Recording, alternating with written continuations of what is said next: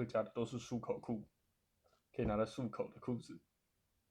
欢乐的 Uniqlo 妈妈在那里逛来逛去，然后想买我妹妹鸡鸡的衣服裤子，我整个问号。什么衣服太多还买？阿嬷很欢乐，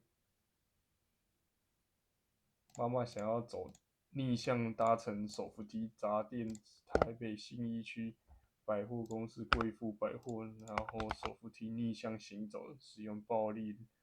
中国大妈在那里乱搞，欢乐的迷因制造。